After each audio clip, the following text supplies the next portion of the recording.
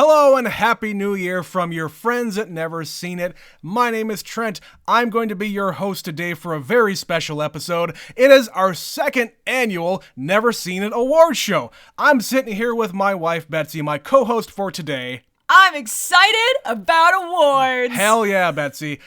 We did this last year around the same time. On a whim. Kind of on a whim because we weren't feeling all that great about a year ago at this time, and we weren't really wanting to sit down and watch a movie, so let's just come up with some categories and give out some awards. And have a short conversation about the year in total. Yeah, and I think most podcasts do this, where they kind of look back on their year, and, you know, this is our first full year doing this show.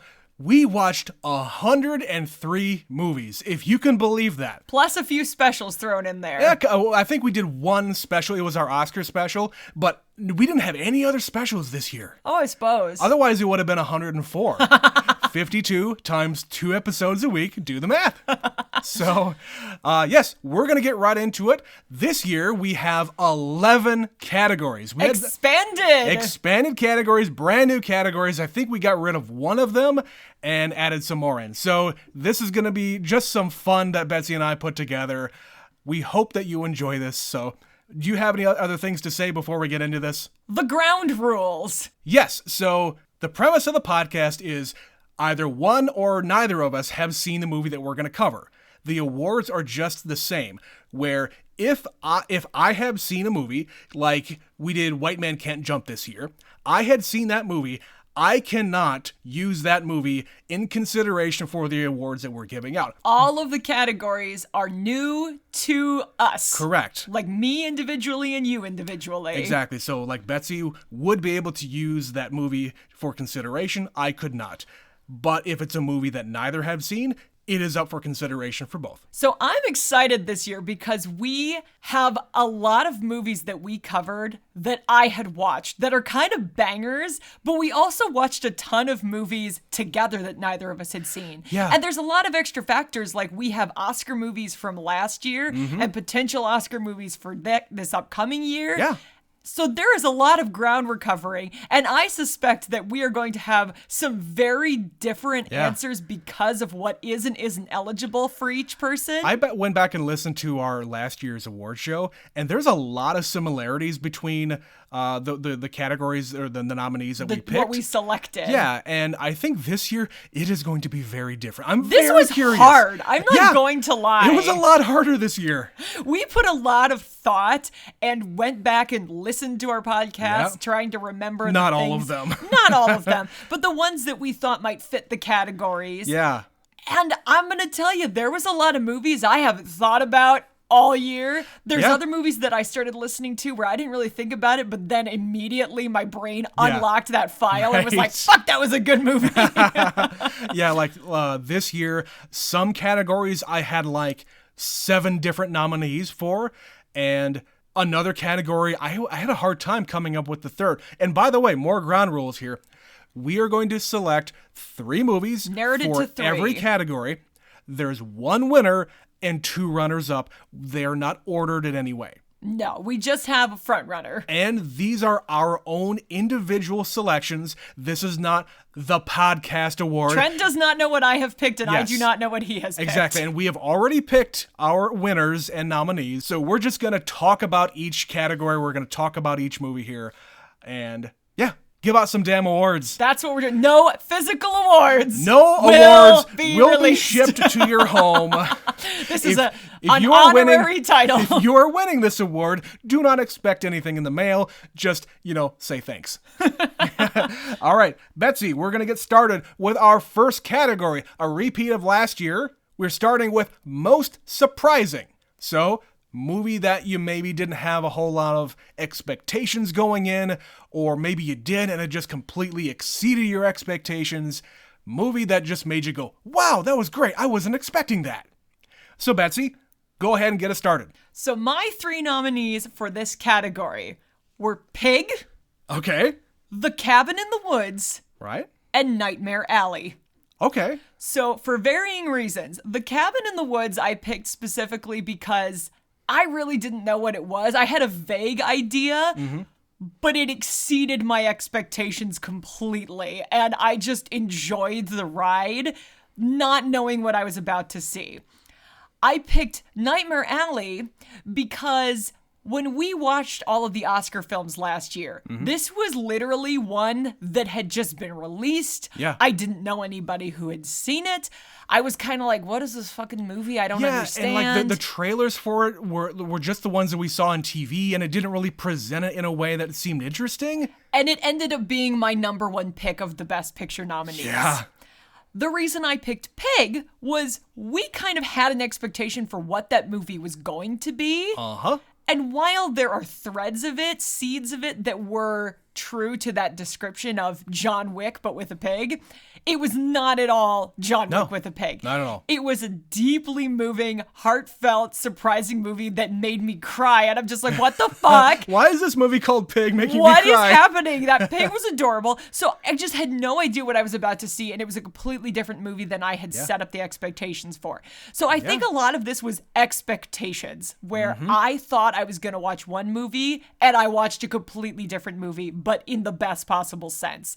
So of these three, I picked Nightmare Alley because that one was absolutely the bottom of my list for going into it. I didn't know what it was. I didn't know why it was nominated. I didn't understand. And then I watched it and I was obsessed. And in context of, hey, this is the Oscars, and there's a clear reason why it was nominated for Best Picture, but that was a movie that did not get any kind of buzz around it. Like, it was at the bottom of most people's lists, and it was at the top of both of ours for the Oscars that year. So that is why it is my pick, because you could have shocked the hell out of me when you said that's going to be the movie that you like best of that bunch. Yes. And one more thing before we get into me. There will be no spoilers in this here show. We're sure going to try not to. We're going to try not to talk about. If there are spoilers, we will make sure to warn you first so you can skip ahead. So anyway, going with me. Thank you, Betsy. Most surprising for me, my nominees were Cabin in the Woods. Yeah. Swiss Army Man, and Cruella. All right, an interesting bunch, but again, I'm curious where the cross sections will be, and there's one. There's one so far. So let's just talk about Cabin in the Woods. It was also on your list. Again, I didn't really know what to expect. I thought it was going to be another scary movie. But no, it was a completely different kind of a, like... subversive horror. Subversive and, like, juxtaposing the tropes of scary movies like this with this corporation that is involved here, this company that is doing this for entertainment purposes, maybe? I don't know. But yeah, just completely blew me away how much I enjoyed that. Swiss Army Man, again... the premise of the movie is very, very simple. There's a man stranded on an island who finds a dead body and befriends it. Sure, as one does. That old trope. But I listened to our episode again about that, and I was just gushing about how creative the filmmakers were, how committed the actors were to the bit, and yeah. It just completely blew me away. I did not expect to like that movie so much. And Cruella is my third pick. I figured that movie was going to be trash. I did not expect to like that movie at all. Because, it's drawing upon your nostalgia for 101 Dalmatians. It's a star, like Emma Stone is a movie star. She's very much in demand. She already had an Oscar at that point. Exactly. And I didn't know really what to expect from her. I didn't know who else was going to be in the movie. And it all kind of came together in a way that I did not expect to actually enjoy. So those are my three. And my winner is Swiss Army Man. And again, just because of what I said, I did not expect to like that movie. I thought that the concept was really stupid, and it is. And I remember just yelling at the screen, enjoying every second of that thing. It's a very dark kind of a movie because it's dealing with a dead fucking body. Well, it's dealing with a lot of issues. It is dealing with a lot of issues, and even the main character who's alive is like a deeply troubled person. And there's some debate here as to what happens at the end. You can go and re-listen to that podcast and rewatch the movie, and you can have your own conclusions. See whose side you're on. Yes, that is most surprising. All right, well, that puts us to our second category, kind of the opposite end of this. Yep. It is the most disappointing. What movie were you most disappointed in? Like, maybe you had high expectations for, maybe you had heard certain things, and it just wasn't what you were expecting. Trent, what were your 3 nominees for most disappointing? Yes, so another repeat from last year, this category. My 3 nominees are The Nice Guys, Don't Look Up, and Thor: Love and Thunder. Interesting. Yeah. So The Nice Guys ended up being worse than what I expected. So I heard it was really good. It's a comedy between 2 different big name actors that don't really do a lot of comedy. And when they're on screen together, it was pretty good. But then the overall story didn't make a lot of sense. There's some subplots that they don't really tie up. They do some things in there that just don't really contribute to the rest of the story. And I just felt, man, this really should have been better. So then we talk about Don't Look Up. This is an Adam McKay movie. It was nominated for Best Picture last year. And, it was okay. But coming from Adam McKay, who has made a couple of my most favorite movies of all time, we've talked at length about those other movies. And Betsy, I wanted that movie to be better, but I think Adam McKay has gotten to the point in his career where, this movie, he was way too full of himself. It was a lecture. Yeah, and I don't want to be lectured. And the message of the movie is sound, but it turned into, I'm talking down to you. It was condescending. And I don't like being condescended to by my filmmakers. You felt insulted by that movie. Yeah, and that's a terrible foundation. I want to be on your side, dude. Because I agree with you. Yes, let me agree with you and just have your message come across in a better way. And he didn't do that. And I desperately want him to be successful in whatever his next thing is. So that was my number 2. But my winner is Thor: Love and Thunder. Okay. And for the reasons being that Thor Ragnarok, Taika Waititi's last go-around at this, was amazing. It is the best Marvel movie by a long shot. For us sitting here talking about it. Debate me about the best Marvel movie. I'll fight you. Yeah. Love and Thunder just landed with a wet fart. There's so much just potential in his writing style and with these characters, but it just seemed like they phoned it in at every single level. All right, interesting. Yeah, I don't disagree with that commentary. I think I maybe liked it better than you did overall. But we'll see how it ages. Yeah, I think when we revisit it, we may have varying opinions. There's so many repeated jokes, with the fucking goats. Some of them they milk a little too long. They tease the Guardians being in it, and the Guardians are in it for 3 minutes max.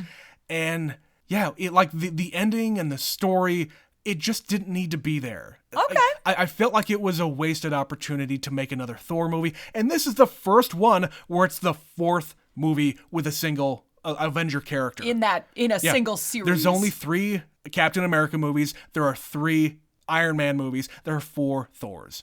So we'll see. Maybe we should have stopped at 3. Maybe we should have stopped at 3. That's the best one. Well, and he's not done yet, but we digress on Thor. Yeah. So for mine, my 3 picks for most disappointing were Coda, The Nice Guys, and Licorice Pizza. Oh. So okay. the reasons being, now I will put kind of an asterisk next to Coda because I don't think I found this the most disappointing because the movie itself is inherently disappointing. It won the Oscar for Best Picture, it did. Betsy. And it's not a bad movie. If you go back and listen to this, we did not despise this movie. Yeah.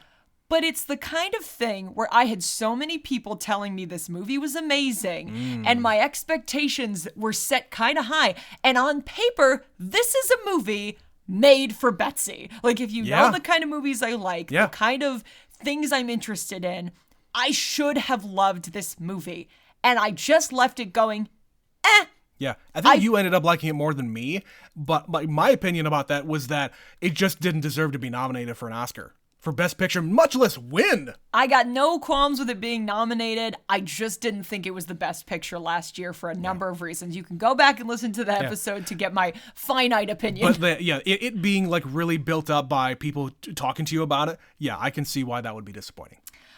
So for The Nice Guys, I picked this one kind of for the same reasons you did, where the reason I'm disappointed is there's so much here that was good, but it never got to be great. Yeah. And there's a good movie there. Yeah. It's in the skeleton. The bones are there. And it's so frustrating that this movie isn't better. Yeah. There is nothing more infuriating to me than a movie that can't stick the landing. Like wasted potential. You wasted the potential. Like this movie, like you said, shouldn't make sense. It shouldn't work. Like Ryan Gosling and Russell Crowe together. Why do these two work as a duo? I don't know. It does, though. But it does. And so the fact that the overall product, the result, wasn't good is absolutely infuriating to me. So the third one I picked was Licorice Pizza. If you have been listening to this podcast for a while, you know that Trent and I put that movie at the bottom of our Oscar Best Picture nominees that year. And I think the biggest problem I have with this, I touched on it in the episode. Paul Thomas Anderson, I am 50-50 on. Yeah. He has made some incredible movies. And he has made what, in my opinion, are kind of stinkers. And this one's a stinker. Like, again, on the surface, it's kids in the 70s, and they're making movies, and it just feels like something that should appeal to me. If you listen to the intro, I was kind of excited to see Licorice Pizza. And then the longer we talked about it, the angrier I was getting because I was so mad at what that movie ended up being. I'm going to keep my powder dry when we're talking about Licorice Pizza, just a preview of what's coming next. Okay. But I'm with you. But of those three, I ultimately picked The Nice Guys because I think of those movies, it has the most potential, and it fell flat, and it just pissed me off. I had a hard time picking this one, and I almost picked The Nice Guys. Yeah, so again, kind of a cross-section of our opinion. Yeah, Betsy and I really have wanted to watch The Nice Guys forever. Since it was announced, we watched the trailers. Hey, this seems really interesting, really funny, but... It's a bait and switch, guys. God. It's a bait and switch from what they show you in the trailer and what the movie actually is. Yep. It's a bait and switch. Yep. All right, well... We're going to go from two categories that we've done before to a brand new category, and this is just kind of a fun one because of the circumstances we found ourselves in. We kind of made a joke, and so we decided to do it. The next category is entitled Most A24 Movie. What does that mean? Well, we ended up watching 6 different A24 movies. And by A24, I mean the movie studio that helped produce and put out the movie. Which we didn't know for the majority of them. I think we knew one was A24 going in. And the rest, we didn't know until the movie's playing and they show the fucking logo. Right. I'm just going to read the list of movies that were released under the A24 label that we watched this year. They're not all from this year, but see if you can get kind of a pattern here as far as the themes and attitudes of some of these movies. In no particular order, we had Hereditary, The Lobster, Uncut Gems, Under the Skin, Swiss Army Man, and Everything Everywhere All at Once. Those movies are all kind of weird in their own way. We picked them, several of them, for our weird movie series, not realizing there was a through line there. Had no idea. And like the next movie after the weird series was Everything Everywhere All at Once. It was right before it. But something like that. It sort of rolled into it. Yeah. So again, this movie studio has an aura about them that, you know what, we're just going to help produce like the filmmakers and the creators out there that have a weird kind of a vision, and it's hard to sell to other studios. Yeah, you're not going to get like the Universal Pictures presents Swiss Army Man. No. Yeah. Highly unlikely. Yes. So Betsy, out of these 6 movies, what did you pick for your 3? I chose Everything Everywhere All at Once, Swiss Army Man, and Under the Skin. Okay. So you've got a multiverse movie, a movie about a dead guy on an island who makes friends with a live guy, and then a succubus alien who kills men. So when I really dug into these three, when I'm picking, in my opinion, the most A24, I ultimately chose Under the Skin. Because watching this movie, it is almost nothing happens. You barely understand she's supposed to be an alien. There's one actor you know. The music is creepy. The scenes are creepy. There's maybe 20 pages of a script to this movie. Yeah, there's like no dialogue. And it got made. So for me... And it's good. When I'm watching these three together, if I'm going to pick the most A24, that's the one I'm going for. All right. So my three are Under the Skin, Swiss Army Man, and The Lobster. Okay. So only one difference to Betsy. I didn't have Everything Everywhere on there. Same kind of thing. We've got an alien succubus who is out there trying to kill men and seduce them, but she's an alien creature. You'll see that by the end of the movie. It's not a spoiler because that's just kind of the whole crux of the movie. And it's Scarlett Johansson. Yeah, why are you doing this very weird European movie? But, yeah, whatever. She did it. And, of course, The Lobster is this alternate reality where you... Like, if you're not paired up with someone, if you're not, like, coupling with someone, you get sent to, like, this fucking hotel, this resort, where you have to meet someone within a certain amount of time, and if you don't, you get turned into an animal. Of your choosing. And yeah, it's Colin Farrell doing his best. I don't even know what the hell his character is. He's just a weirdo. You've not quite seen a movie like that. The Lobster is just one of these movies that... It screams A24, except for my winner, Swiss Army Man. Because, good God, what kind of drugs do you have to be on in order to make a movie about a guy stranded on a desert island who sees this floating corpse coming onto the beach and you befriending it, and it comes alive? That pitch meeting would have been very interesting. And of course, it was made by the same people who made Everything Everywhere All at Once. Which we did not know. The Daniels. When we watched it, we ended up watching two of their movies in a row. Yeah, and back had to no back. idea. I had no idea.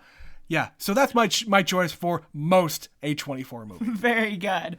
Well, our fourth category is the movie you most want to rewatch now. Yep. So of all 100+ movies, when you're looking at that list as a whole, which ones do you most want to go and sit down and revisit? So Trent, what were your three picks? Another brand new category.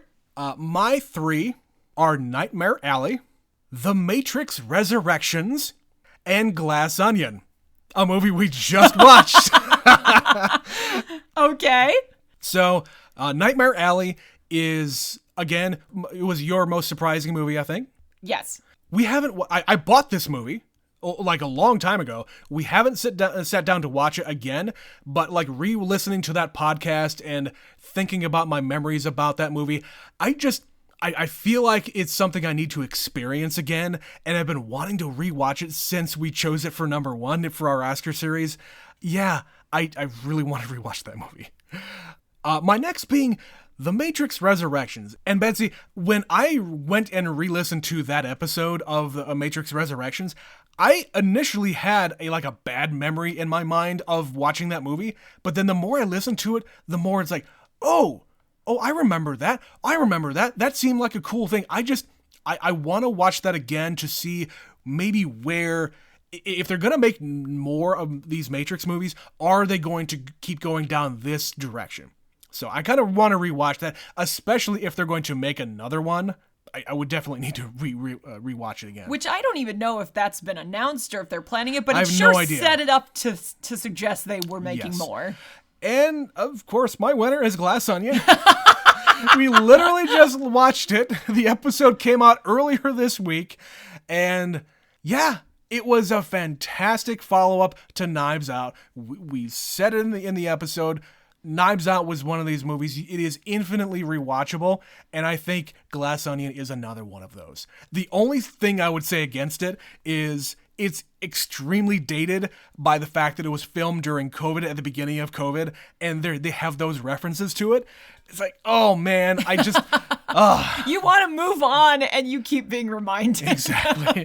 Put out a cut that doesn't have all that stuff, and then I'm fine. It's not going away anytime soon. Yes. But it also, for that movie, it kind of makes sense. If you go and watch that movie, listen to the episode, there's some context for why that is appropriate to have in there. I think he definitely rewrote that movie for the time that it's going to come out. For the times. So, anyway, Glass Onion is my winner of movie I want to watch right now. All right. Well, I had a really hard time with this category because I think we watched so many really good, enjoyable movies. I have like 9 or 10 that I had to whittle down. But there were a few, if I'm really being nitpicky, that I have gone past, like in our movie collection, things that I have constantly been like so tempted to just hit that button and do it again. Yeah. And so that's what I ultimately selected. So the 3 I picked were Nightmare Alley, All right. Everything Everywhere All at Once, and Swiss Army Man. All right. Because you were talking about Nightmare Alley, how you've wanted to rewatch it. You do not have any idea how many times I've been on HBO scrolling past and I see that fucking movie and I just want to click it. I want to click it so bad because we just gushed about it for an hour plus. And we haven't touched it again. Now, part of that is because we have so many other movies we're trying to experience that it's better to experience new ones than to constantly revisit the same ones, as comfortable as it may make you. Especially to sit down together and rewatch a movie. Because when we're watching a movie, it's usually for the podcast, and it is rare that we sit down and rewatch a movie together. Yeah. We have different interests outside of this podcast as well. And we'll get into that at the end of the show. But, yeah. Okay. So for Swiss Army Man, I really enjoyed that movie. It was surprising. It was funny. And it's so strange that it's just, I want to do it again. That was a ride I really enjoyed, and I want to go on the ride again. But ultimately, my pick is Everything Everywhere All at Once. I think because when it comes down to it, when I was considering different categories, I almost selected that for disappointing, but same reason as Coda, where everyone was hyping this movie up so much that I felt a little underwhelmed by it when I finally watched it. I liked it, but it didn't like blow my mind. Well, now I've got that out of the way, and I think it's one of those movies that is gonna grow on me and just settle in, and I'm gonna experience it in a different way the second time, and I'm gonna see things I didn't see the first time because there's so much going on. I was gonna say, I think your theme here with this category is movies that have a lot going on, and it's really hard to take in everything if you're trying to absorb the story along with all the visual elements of that movie. Absolutely, and I think what pushes Everything Everywhere over the top for me is I had so many people for so many months telling me, oh my God, this movie. It's like when I watched Inception, where is Inception arguably a good movie? Sure, fine. I disagree. It's fine. Anyway, it is not the most breathtaking, spectacular, incredible movie that most people think it is, though. Yeah. And when it came out in the theater and I finally went to see it after like 2 months of everybody bitching about how I hadn't watched it, I was left kind of underwhelmed. Like, it's good. It's fine. Same thing with this movie. It's really good. I just wanted it to be great based on everybody's responses. All right. So I would like to revisit that to see if I can push it from good to great in my brain. All right. Fair enough. All right. Our next category is another repeat, kind of in the opposite realm as what we just mentioned. The next category is movie you never want to see again. Yeah. And of course, this category is very self-explanatory. This is a movie that we watched this year that we shan't be turning on the TV anytime soon. What were your 3 nominees for this category? So my 3 picks were Licorice Pizza, Big Trouble in Little China, okay, and Underworld. All right, okay. All right. So for various reasons, I kind of already explained Licorice Pizza and why that really upset me. it was just like, I don't know what the deal is here. Nothing is happening, and all these people are annoying. And why is that grown-ass woman dating a teenager? And why is that man being openly racist? And what is happening here? And most importantly, why is this movie nominated for Best Picture? It just angered me, and I have been festering this anger for months. Almost a year. Almost a year. Big Trouble in Little China. I don't have like a hatred for it, but it is a fucking weird movie that makes no sense. It's over the top, stupid 80s, and was it fun? Kind of, but it was also just confusing. But it's one of these movies where, okay, I experienced it, I watched it, I don't need to ever see that again. I don't need it again. Yeah. I'm good. I did it once. Yep. I'm with you. It's not on my list, but that's a good thought. Yeah. And then Underworld, simply because it was boring. Like, when I listened to it again, I was like, I haven't thought about this movie 1 second since I watched it. All right, so I'm just going to scrap the idea of watching all of the Underworld movies. Listen, it might be that they improve as you go along. Then no, I have no interest. But if we're looking for like something bad to shit on, maybe. But this one, it just ultimately was really a vehicle for nothing to nowhere, and I was bored. So ultimately, though, the movie I picked is the movie I never want to watch again. Surprise, surprise, it's Licorice Pizza. I have spent so much time festering about this stupid movie, and I'm not giving up. I'm going to fight this fight for eternity. All right, well, I'll just pick up the baton from there.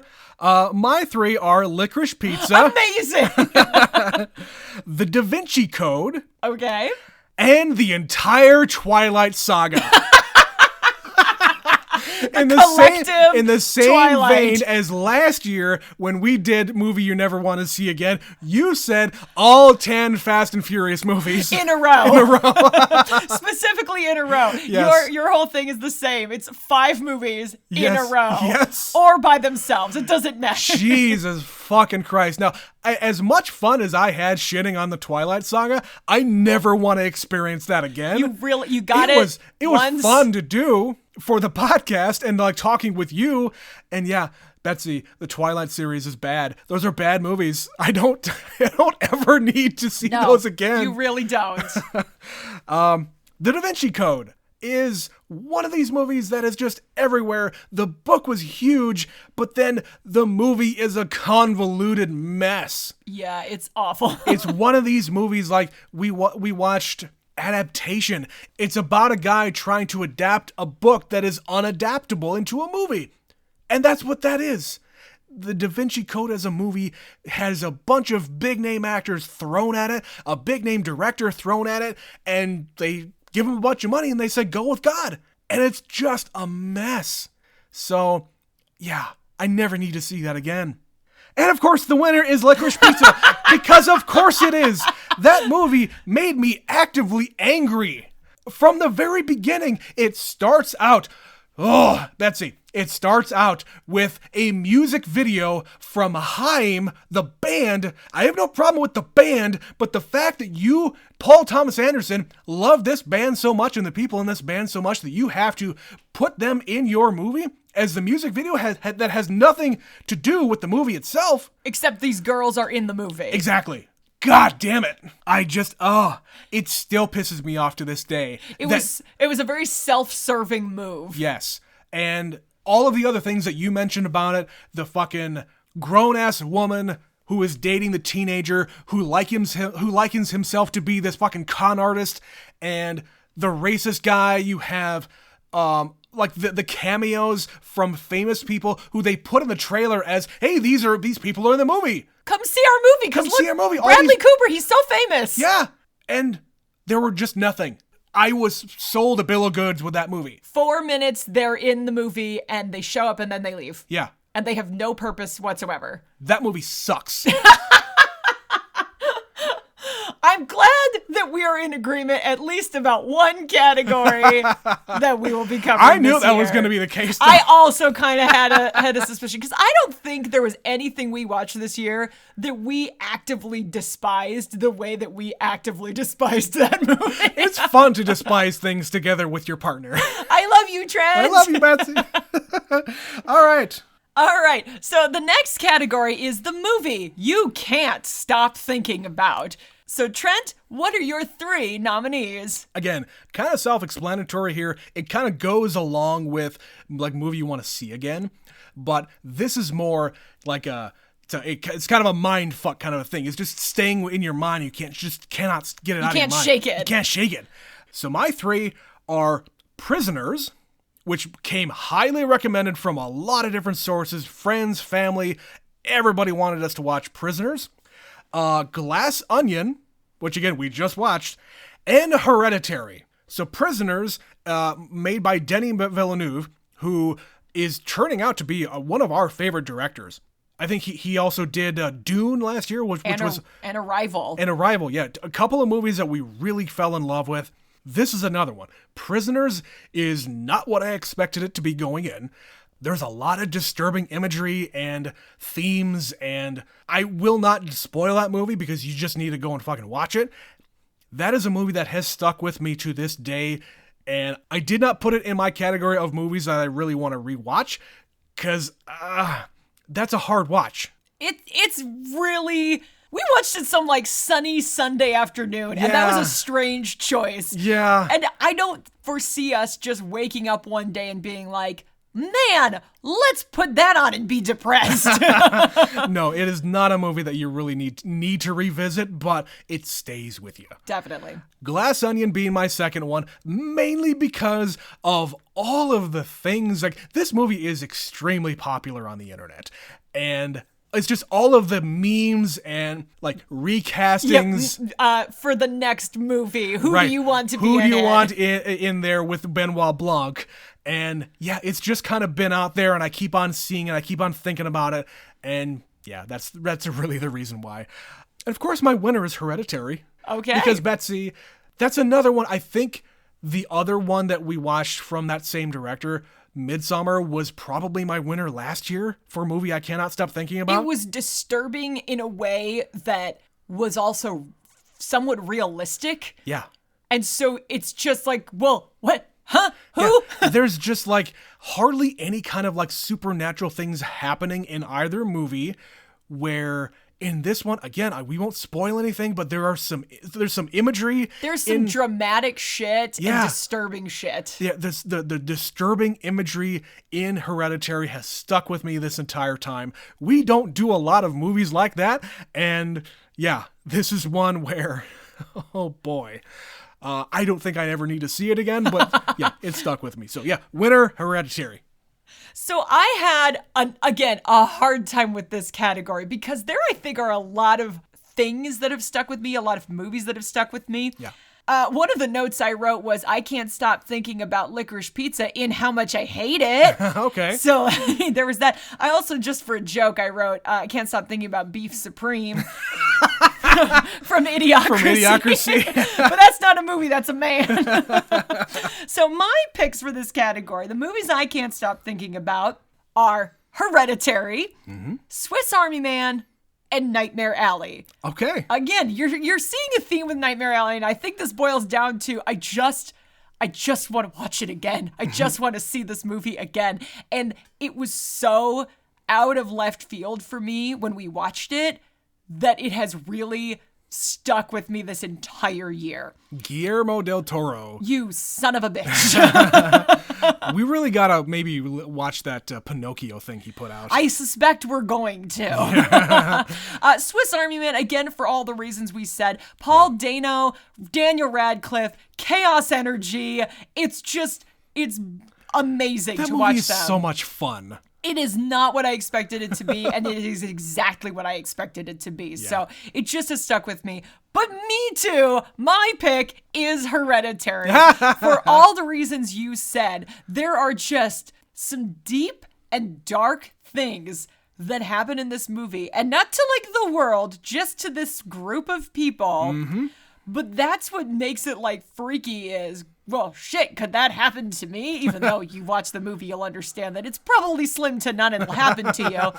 But the way they portray it and the way people react in this movie, and like you said, the imagery and some of the scenes, it's just, yeah, this is a movie that stays with you. Yeah. So I will be interested to revisit it maybe someday, but I suspect I won't need to. Yeah, and we still haven't rewatched Midsummer. I kind For of the same reasons. I wanted to go back and watch it again, but yeah, there's some stuff in both of those movies that just is okay. Maybe I don't need to see that again. I got it. We're good. I want to, but I don't need it. All right, for our next category, it's another brand new one. This is, again, kind of a fun one in a way, but it is movie that made you cry. We always talk about when we get a little teary-eyed when we watch movies. Betsy a lot more than me, but it does happen to me on occasion. I get so emotional. Betsy, what are your three? So there were several movies I watched this year that made me emotional. Like I got kind of teary-eyed or a little choked up, or I was on the cusp. But then there were some other movies where it hit me like a ton of bricks, and I was like full face, streaming tears. And I wasn't always ready for it. Like, it kind of came over me suddenly in ways I didn't expect. So the three movies that I selected that made me cry were Coco, 8-Bit Christmas, Okay. and Black Panther: Wakanda Forever. Oh, yeah. So the final one being Black Panther, because I think just with the passing of Chadwick Boseman, I don't think I was going to make it through that movie without some tears. Just because of the topic they were handling and the reaction I had when he passed, I don't think I would have been capable of getting through it without crying. Yeah. And there were other moments where I just got this rush of like, wow, yay! And I just kind of got like excited, happy, teary. So there were a few of those moments, but when I listened to the episode again, 4 times. 4 times I cried in that movie. 8-Bit Christmas, because I didn't see it coming. Yeah. 8-Bit Christmas has nothing to make me cry. It's a cute little kids movie, and then right at the end, they're like, fuck you, Betsy! Tears for you! Yeah. But my pick is Coco. That movie devastated me. You know, again, I don't want to spoil things, but the end of the movie, when all seems like we're going to be, you know, we're set up for maybe an unhappy ending, and it ends okay when everything turns out all right, because it's a Disney movie, guys. They're not going to give you an unhappy ending. I just started bawling. I fully needed a minute before we started recording that episode. I remember. So we'll see if I can ever get through that. I suspect if we watch Coco again, it's just going to be on the regular rotation of, this is a movie that makes me cry. There are certain movies, 100% success rate for evoking tears in your wife. I think this could be one of them. All right, then. Well, my 3... I'm not as much of a crybaby as Betsy. You've been known to do it. Oh, yes. Movies have moved you. Definitely. And so my 3 are kind of different than yours, except for one exception. My 3 are Tick, Tick, Boom, Belfast, and Coco. Yeah. So Tick, Tick, Boom is presented in a way that the character who is telling the story is kind of in the future, but he had already died. It's a weird, like, second person kind of a storytelling thing. And again, he doesn't die in the movie, guys. This is not a spoiler. No. But the man this is based on had a very tragic end to his very short life. And in the course of the movie, there's a lot of things that happen to him and his friends, specifically his friends. He finds out that one of his friends, and this is not really a spoiler, but if you don't want to hear about this, just go ahead and skip ahead. But one of his friends finds out he has HIV. And the way they depict him going through the process of processing it he's going through these emotions in a way that's messy. And it's not just him crying and hugging his friend. He goes out, he finds this piano in the middle of nowhere in a park somewhere, and he's plunking down this song, and he's doing it sloppily. He's doing it in a way that doesn't really make sense if you're going to record that. But no, this is an emotional guy who is going through some shit. From the core. From the core. And it's so heartfelt, and yeah, it just really got to me. Like, especially that sequence of him in the park and just like plunking out this song. And yeah. The next one was Belfast. It's mainly towards the end where they end up leaving town, but they're also leaving behind the grandparents. And the grandparents, knowing what's going to happen to them afterwards, the conversations that are happening between the grandparents and the kid, and yeah, a lot of themes here. Grandparents and family. A lot of themes here of grandparents and family, and of course we get to the winner, Coco.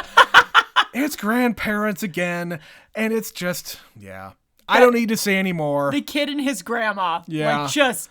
It just gets... Oh, Betsy. It just gets you. Oh, yes. Winner, Coco. If you want a good cry, watch Coco. All right. So moving on to happier things. We have another new category. It is favorite moment or sequence. Yeah. So one part of a movie, a little moment, a big moment, a whole climax. Like, what was the thing that stood out to you? Things that you liked in the movies we watched this year. Yes. Trent, what are your 3 nominees? Okay. I have 4, but you're cheating. But I'm gonna throw I have to say this. I'm just gonna throw one out there as an honorable mention. It is in Everything Everywhere All at Once, where they go into a universe where everybody has hot dog fingers. That just stuck with me as just one of the funniest things I could think of. Anyway, so my 3 real ones are the bank heist in the movie Heat, where, man, so Michael Mann directed that movie, and I think if Michael Mann knows anything, he knows how to make guns seem intimidating as hell. He knows how to record the sound of gunfire and at least insert it into the places where it is the most effective. So the robbery leading into the robbery gone wrong. Well, it is the robbery gone wrong. That's what I'm saying. Yes, there's more. I think there's more than one robbery, so I just wanted to make sure. The main heist where it all kind of goes wrong. That's the scene I'm talking about. Yes. That entire sequence of them going into the bank, coming out, having Al Pacino show up, and it's just fucking automatic weapons everywhere, and it just goes to hell. I said it in the episode. It's maybe one of the best, if not the best, action sequence I've ever seen in a movie. Fantastic. By far. My next one is definitely on the lower end of the spectrum as far as like action, but it is in the movie Deliverance. Okay. So the scene, again, spoilers. So the scene after the moment with the incident that happens in the woods to one of the guys, where one of the attackers, let's say, gets killed. And it is the scene after that where all the guys come together, all 4 men come together, and they start talking about what to do. This scene itself is not out of any other movie that I can think of.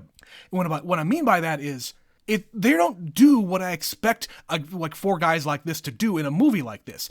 The movie just slows down to a halt, and it's them just talking about having a debate, having a vote. They're facing a moral dilemma. Yeah. And which way is it going to take them? Right. We've got the side over here with the people who think, let's do the right thing. Let's call the cops. We can report what happened to our friend over here, and everybody's going to be on our side. But then we got the other side who is saying, look at where you are. We are in the middle of nowhere, and in a few days, this entire basin will be filled with water. Nobody's going to find out. So hide it, move on with your life. Hide the body, and let's move on and get the fuck out of here. So, yeah, that whole intense scene, it was great. But my winner, and it might be my favorite thing that I've seen the entire year, is in Being John Malkovich. It is what I deem to be oops, all Malkoviches.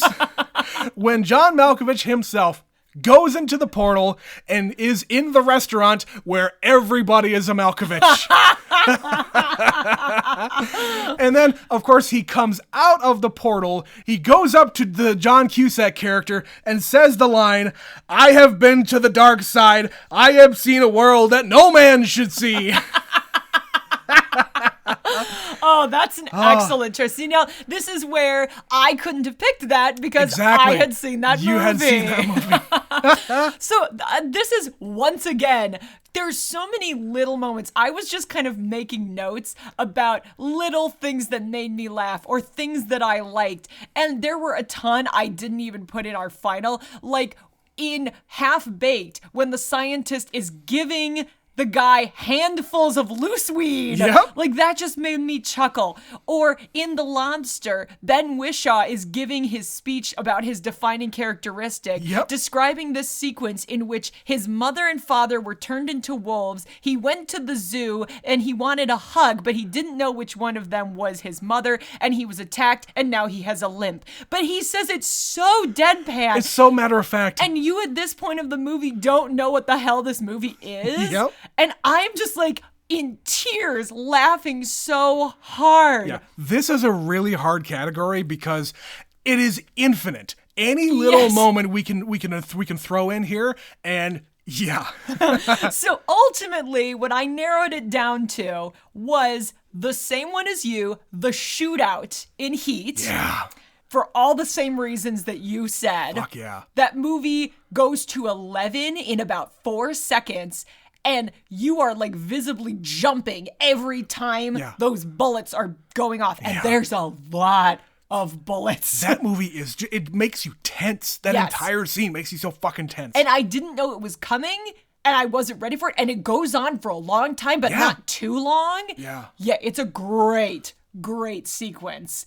The second one I picked was what I called the hallway scene in Everything Everywhere All at Once. Yeah, I almost chose this one. So we are introduced to her daughter, Joy, but then Joy is also, again, spoilers, guys, she is playing another character in the movie. Mm-hmm. And the first time we meet this character is in this narrow corridor of an office.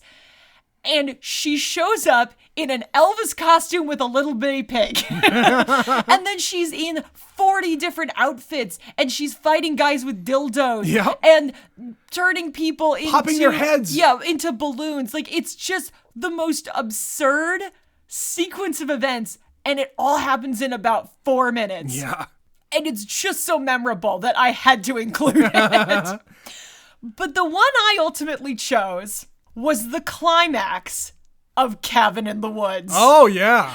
Because, again, spoilers if you've not seen this movie, but it takes every cliche, every trope, every villain, everything that you have ever imagined or seen in a horror movie, and finds a way to include them in a single moment. And they're all unleashed. And it's just chaos and insanity.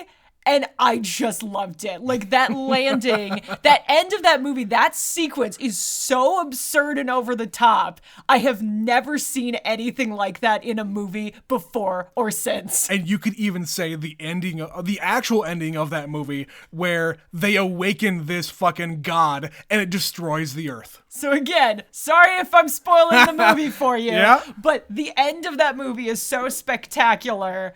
It just must be experienced to be understood. Yep. All right. We have got another new category here. This one is entitled Best Looking Movie. So a movie you sit down and you're just in awe at what you are looking at. Pretty. Ooh, ha. Yeah. Or maybe it's just the opposite of that. It's like, oh, shit, this is fucking fucked up. But it looks great. It looks great. I want to look at this. So, Betsy, what are your 3 nominees?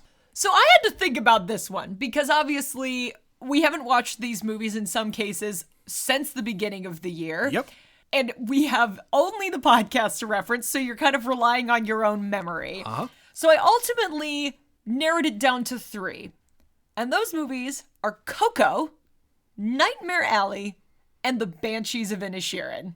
Okay. So we just covered the Banshees of Inisherin recently. This movie is set on the most picturesque, beautiful Irish island. Mm-hmm. And there's sunrises and clouds and water and green hills. It's and beautiful. It's gorgeous. And the cinematography is just amazing. Yeah. So I was like, it stuck with me. I need to mention it. That's the place I want to go. Exactly. Yeah. Nightmare Alley, if you listen to that podcast, I think I gushed at length about how this movie looked. How it is shot, the special effects, the production design, the costumes, every detail was considered. Yeah. So I would be remiss not to include it in this category. And then Coco is the only animated movie I chose for this, but it's so vibrant and these wild colors and costumes and face paint and just everything is so like, look at it, There's just so much packed into the entire frame. Every frame, Yeah. There's something going on there.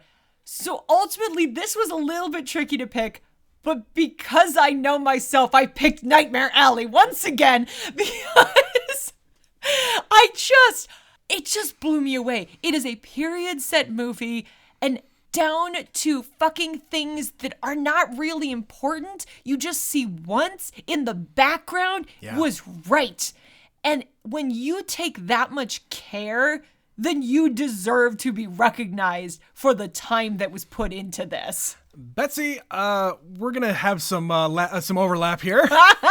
So my three are Coco, for all the reasons that you said. It is just a vibrant, colorful. You mentioned all the costumes, the fact that all these instruments are like intricately crafted, and all the backgrounds. Like I said, there's just so much packed in every single frame of this movie, and that is a Pixar thing. Even going all the way back to Toy Story, there are jokes and like little extra bits that only the people who are like pausing through them and looking at every frame And paying attention, they're gonna see those things if they're looking. My second one is Mandy.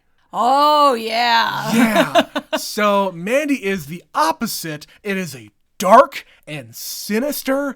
Like, there are some shots here of people who are on drugs, and the scene is just kind of warbling. Yeah, it's just so fucked up, but it's presented in a way that just makes you think that you're on the drug trip at the same time. Yeah, it's not a beautiful movie, No. but it is, you can't tear your eyes away from it. Yes. And it's the stuff of nightmares in some cases. And there's just like this red motif throughout the entire movie from beginning to end, and there's just some shots that are just Nicolas Cage looking the most crazed I think I've ever seen him. Blood and drugs and fire and smoke. And death. Oh my God. Yeah, and chaos. Yeah.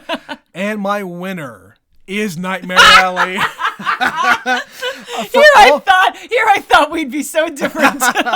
But yeah, when it comes to Nightmare Alley, it is the look. It is the meticulous production design that Guillermo del Toro did on this movie from beginning to end, especially at the beginning.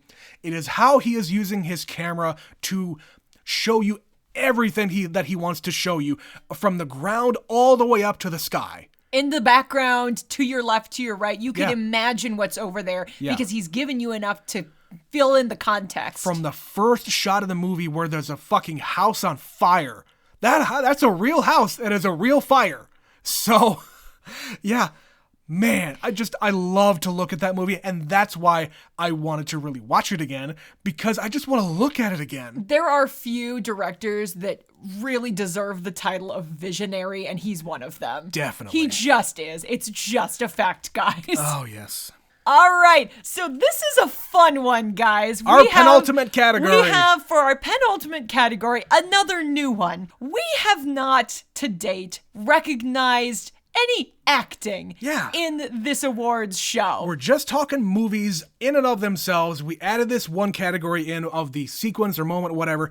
This one is talking about an actor. This is specifically for someone who has given a memorable performance, someone that has stuck with us for whatever reason. So the name of this category is the Peter Stormare Spirit Award. And if you've been listening to our podcast from the beginning or certain episodes, we have talked about the actor Peter Stormare a few times.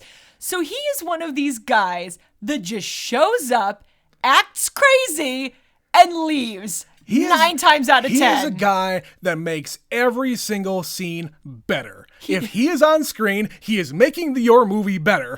That's why we name it the Peter Stormare Spirit Award, in that the actors that we are nominating evoke the Peter Stormare aura about him. They show up, they give their Peter Stormare level best, and then they leave. So Trent, for this inaugural Peter Stormare Spirit Award, who are your nominees? My first nominee is going to be Judd Hirsch, who appeared in 2 different movies that we covered this year, being The Fabelmans and Uncut Gems. Judd Hirsch is a guy who just shows up. He is what he is. He is an old Jewish man. and every time he shows up in any movie, whether it's the movies that we've covered or any other appearance that you know, everybody knows him from Independence Day. Typically, our generation is going to know him from that. Our parents' generation know him from Taxi. He's from Taxi, exactly. So Judd Hirsch is a guy, he is always funny. He is always just making things better, and you can't take your eyes off him. And I think I almost put his appearance in The Fabelmans, in the scene in the bedroom, I almost included that as my favorite moment or sequence. It was amongst your favorite moments. Yeah. But because it's just him being his character, I ended up putting him on this list instead. And of course, in Uncut Gems, he's playing, again, somebody's grandfather. Somebody's Jewish uncle. Jewish uncle, or whatever it happens to be. And yeah, it's just, he's amazing. My second nominee, and this is less of he's a bit character here, but I chose Paul Dano for my second nominee. He showed up in 3 different movies this year for us. He was in Prisoners as let's just call him the accused. He was in, of course, Swiss Army Man and The Batman as the Riddler. Mm-hmm. And Paul Dano is a guy who is, again, about our age. We've been following his career for a long time, and I just think he has got such a great future in this industry. I just want to recognize him for every single time he is in a movie. He's perfect. He's always cast perfectly. He was in There Will Be Blood as 2 different characters who are twins.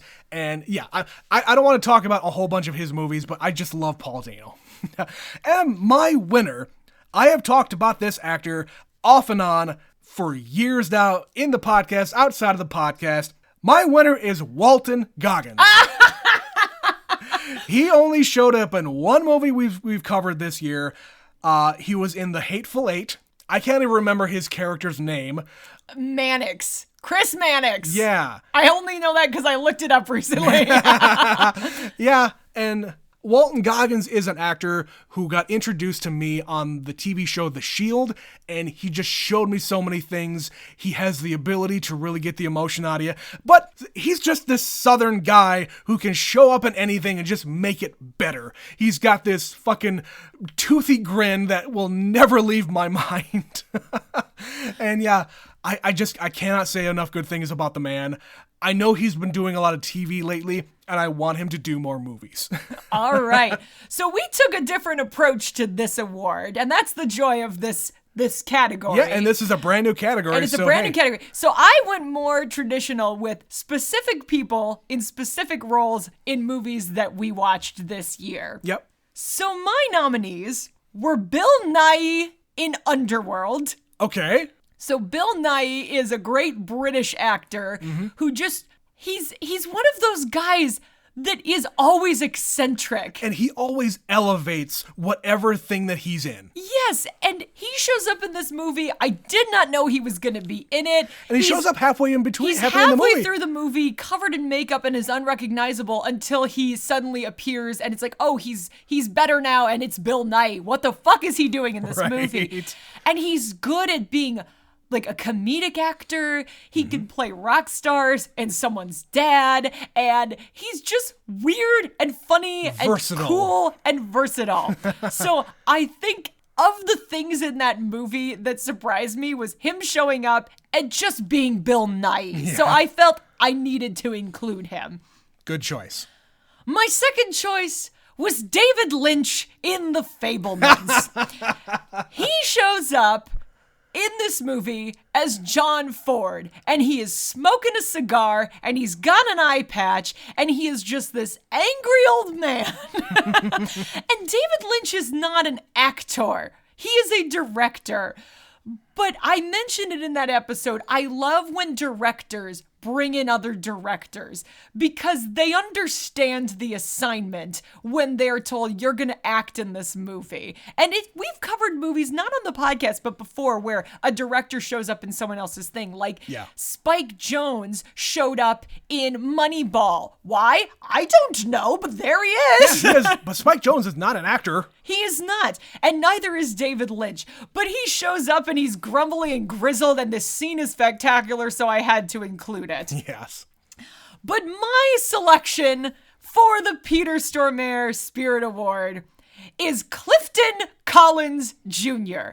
And this year he showed up in The Rules of Attraction as a cracked out drug dealer.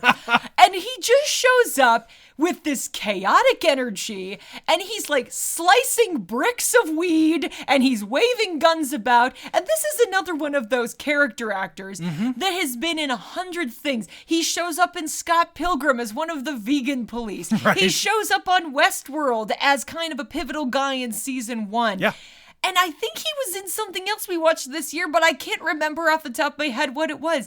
But he's just this really awesome supporting character actor. Yes. And when he showed up in that movie, I was like, hey, it's that guy. And I never remember his name. And I am trying to make it a point Spread the word. When these supporting actors are hardworking and they show up and they consistently turn out these great performances, you should pay attention. Just like your Walton Goggins, Clifton Collins Jr. is my winner of this inaugural award. Excellent choice, Betsy. Well, that only leaves one category to go, Betsy. Of course, it is, the final category is favorite new movie that you watched. So again, something that you had not seen, yes. Something that I had not seen. Correct. Not necessarily mutually exclusive. Our list could be completely different. It could be very much the same if they are movies that neither of us had seen at the time. So, Betsy, it's the same rules. 3 nominees, 1 winner. What are your 3 favorite movies and your winner? If you want to talk about an impossible category, because there are so many movies that I enjoyed this year, that made me grin ear to ear, that surprised me, that moved me. I had such a hard time, and I went in circles on this one. Over and over, I added movies and then cut them and then put them back and then sat here, and for 2 days I've had this list and I'm still not 100%, but I feel pretty good. Well, you're on the spot now, so you gotta decide. I feel pretty good about where I landed. Every time I would second guess it, I'd go back through the list and see if I had something that I felt stronger about. Okay. So my 3 movies that I selected should come as no shock to everybody. Nightmare Alley. All right. Because for everything we've been talking about for this last hour, beginning to end, I just think that movie's amazing. I just think it's amazing. My second movie may come as a surprise. The Banshees of Inisherin. Okay. When I was really going through these movies and considering, because there's a lot of ways you could go, I almost picked UHF because that movie's fucking stupid, but it's perfect for me. But am I really gonna watch it that much? I don't know. Paddington made me grin. Mm-hmm. I haven't thought that much about it, though. Such a pleasant movie. It's just a pleasant movie. But when I think about movies that I want other people to see, that are in that little vein of, this is a weird movie and I love it, and just the way I have felt about this director and these actors who are in it, and it met my expectations and then some. I felt compelled to include it in this category. So I've got one of the Oscar movies from last year and one from this year. And my final selection is Swiss Army Man. So my third movie, for again all the reasons that we said, it is just strange, bizarre. The cast is awesome, and it's two dudes doing some of the most hilarious physical comedy. Daniel Radcliffe has to play dead and just be dragged about by this 6-foot-something skinny guy for weeks and months on end. For however long it took to film this.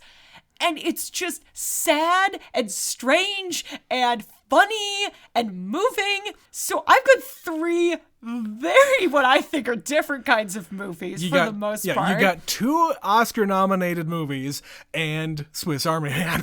And my pick is Swiss Army Man. Yeah! I struggled. But when it boils down to it, I think this movie just encapsulates so many things for me. I wasn't expecting this to be what it was. I love these 2 actors who are in it. It has some of the funniest sequences and stupid dialogue. I remember just yelling at the screen so many times. It's just these... I almost picked one of the sequences from that movie for my favorite moment. Like, there's just so much about it that I loved, and I'm so sad I wasted 6 years not watching this movie, but I so look forward to seeing it again, and that's why ultimately that is my pick. Best new movie for me that I saw this year. Swiss Army Man. So now, Trent, it's up to you. Yep. What are your 3 nominees? Let's bring it home.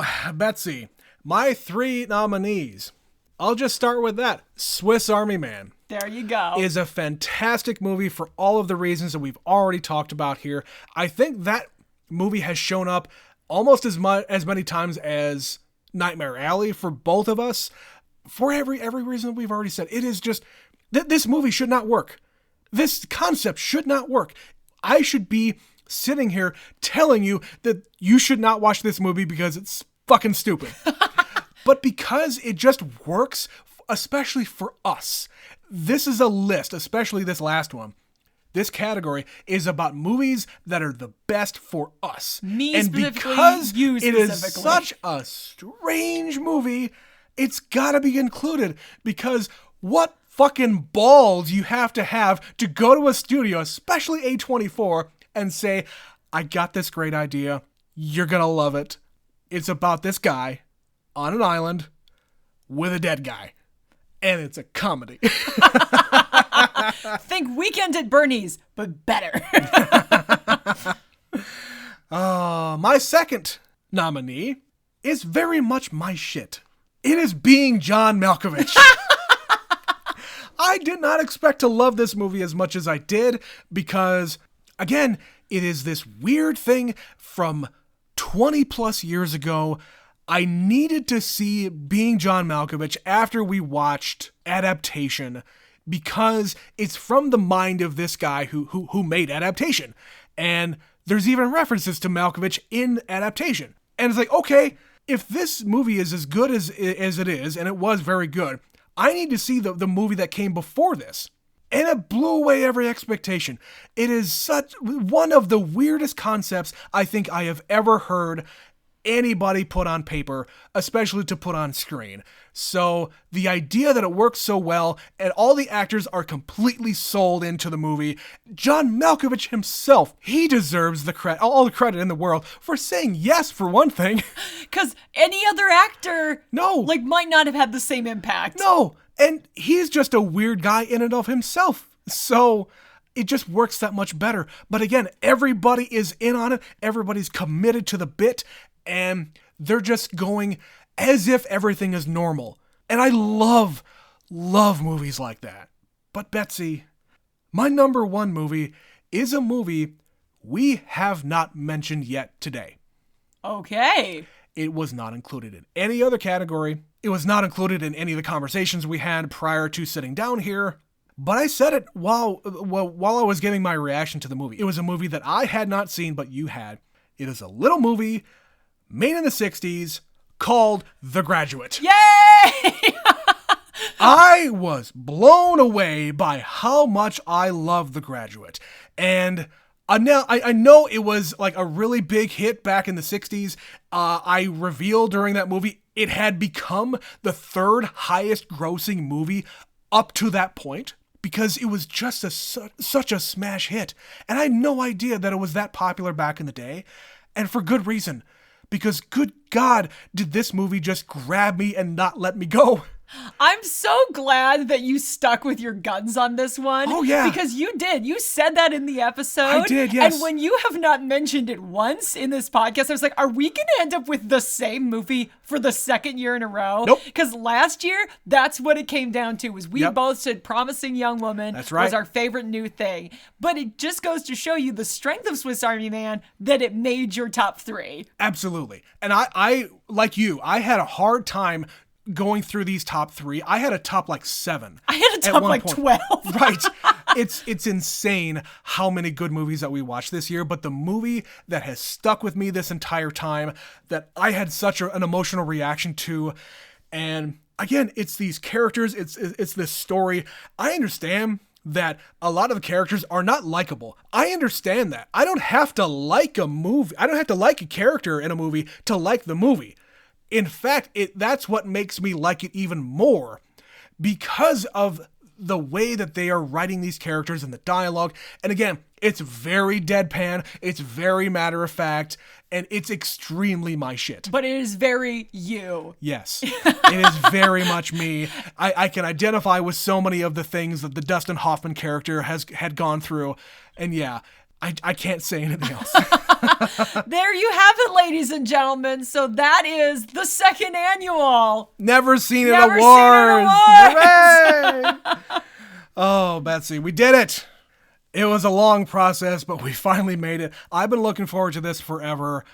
Throughout the year, I make little mental notes to myself and try to think, okay, what would this fit into? And we sat down and really talked a lot about what categories we wanted to add in, what ones we wanted to get rid of. And this is an evolving thing. Like, are we going to have a most A24 category next year? Probably not. But we are absolutely keeping the Peter Stormare Spirit Award. That is one of our best, non-negotiable. One of our best things we've ever come up with on the show. But again, come on, we love movies here, and that's the reason why we're doing this podcast in the first place. And I'll tell you this, guys, little insight into our marriage here. Betsy sat me down this morning and said, Trent, I've been keeping this from you this entire year, and this being the end of the year, I've been working on this for quite a while. I need to reveal something to you. And Betsy, why don't you reveal to our audience what you told me? So I have been, at the end of last year, I was inspired by another director. Somebody posted all the movies they watched last year, and I was blown away by the sheer volume. And I've had this sort of internal goal, and it's evolved over time. I have a lot of discs, like DVDs, Blu-rays, etc. Yeah, we have a sizable collection. Yeah. And I just had this kind of goal where I was like, I wonder if I could watch every single one of those movies in a year, just to see if I could do it. Mm-hmm. And then it evolved from there because we have the podcast, so we're obviously watching movies of other sorts in the theater. We did 103 episodes, right? 103 movies. But I started just tracking how many movies I could watch. And I wanted to see if I could watch one for every day of the year. And I started slow because I have a social life and I'm in shows and I changed jobs and there was a lot going on. But by the end of today, we're recording this on New Year's Eve. Uh-huh. I've got a little time to maybe squeak at least one more in. I should end this year with 390 movies. But I'll be posting the final count probably tomorrow. Jesus Christ, Betsy.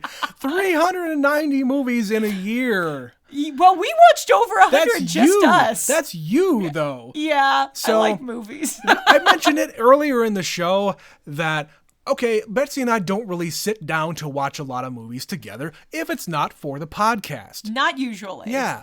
We'll put it on during dinner and like 10 minutes here, 20 minutes there. Yeah, like we get into a thing where we'll watch a TV show at dinner, we'll sit down at the table, we'll put on the TV, an episode of a TV show, or we will start a movie that we had seen before and just kind of casually watch it throughout the week. Like 20 minutes here, 30 minutes there, whatever. But I have other things I like to do. I have other hobbies. I like to sit down in this basement and do other things other than watching movies with you. And, you know, Betsy has her iPad that she watches pretty much everything on. And for the most part, when we're in the basement and we're not watching a movie together, I'm using the TV to do other things. I'll watch football, I'll play video games or whatever else. And Betsy's just in the corner watching whatever she's watching. I mean, we're in the same space, but we don't have to be doing a thing together all the time. We're married, guys. We're not attached at the hip. So, yeah, I had no idea. I knew you watch a lot of things, but you also tend to rewatch a lot of things. This was a year I have actually not rewatched anything. Fuck. Which is why I had such a hard time not rewatching Nightmare Alley. I was trying to watch I rewatch movies. I've watched several movies that I've seen before, sure, but I only watched it one time. It's not 390 new movies for you. No, but I only watched that specific movie one time. So when I say I've been wanting to watch Nightmare Alley, it's been really hard to resist that urge because I've been trying to watch new things. And it also just helps this podcast. I can maybe find something that you might like that I don't know anything about. Maybe it's good for the podcast. Maybe it's terrible. And sometimes the things I watched, it was like, it was fine. I don't think I watched anything that was like sheer garbage. But there was a lot of stuff that I'm like, okay, maybe this is something I'm going to bring up with Trent to make him watch next year. Because I keep going back to it, folks. The reason we are here, the reason you get to listen to and enjoy this podcast is because of me making Trent expand his horizons. Something like The Graduate, a movie that has been around since the 60s that you as an almost 40-year-old man has never watched. Yeah. Let's fix that. I have just saved the remainder of your life to enjoy The Graduate. Oh, God. Not that you're like dying or anything, but from here on out, you know that's a movie you like. And if that's the one thing I accomplish in this podcast, then I have done my job. And I'll tell you this, I had no expectation that I would ever say that a movie from the 1960s would have been my favorite movie I watched in a year. After watching 103 of them? Are you kidding me? A large variety, too. Like, if you guys look at the full list of movies that we watched this year, there's a lot of variety. And, like, we do, like, all of our series where we did, like, the Nick Cage-a-thon, we did the Twilight series, we did our Weird-a-thon. Jeez, there's so many other ones here. Like, and we have so many more that we have planned for 2023. There is not a shortage of stuff to watch. Yes. So we just like to sit down and brainstorm all of the different things that we're going to be doing. And yeah, we got a pretty good plan coming up for next year. I'm going to tell you right now, I'm not going to watch like 400 movies next year. I just wanted to see one time if I could do it. And that was enough. I applaud the people who do more. I know some people who watch more than that. Yeah. Bless your hearts. And I'll tell you this, Betsy, I think I know what we're going to do on Monday. It's supposed to snow where we live, and we're going to get snowed in. So I think we're going to watch Nightmare Alley again. Yay! Nightmare Alley! Oh, shit. All right. I think I'm going to end the show here. If you would like to email us, tell us your thoughts. What did you think of the categories this year? Do you have any suggestions for categories next year? What was your favorite new movie you watched this year? Yeah, what is your nominee for Peter Stormare's Spirit Award? And just tell us whatever your winners are for all those categories. There's 11 categories, so it'll take a bit. But yeah, send us an email. The email address is neverseenitpod@gmail.com. Follow us on Facebook and Instagram. It is neverseenitpod1 on those two services. Twitter is still kicking. It is never seen it _pod on Twitter. If you would like to support this show and show your appreciation for all of the content that we continue to put out for you, we would very much appreciate you supporting us financially. You can do so by clicking the link in the podcast description. It's the first one there that says support. It'll take you to a page on Anchor where you can throw us a buck on there. We would very much appreciate you supporting us in these endeavors. We're not going to read any emails today because I think the show was long enough. So we will be back with another brand new episode of Never Seen It. We're going to start a brand new series. We cannot help ourselves. The first one out of the gate for 2023 after our awards will be a brand new series. So I want to thank everybody for listening all this time. We watched 103 movies, put out 104 episodes. Good God, Betsy. It has been quite a 2022. It's been a momentous year here on the podcast. Indeed. But again, we want to thank you for supporting us. Thank you for listening. Thank you, Betsy, for sitting here with me every single episode. Thank you for putting up with my shenanigans, Trent. Indeed. All right, that is the end of the show. Thanks again. My name is Trent. My name is Betsy. And we'll be back with another episode of Never Seen It. Happy New Year!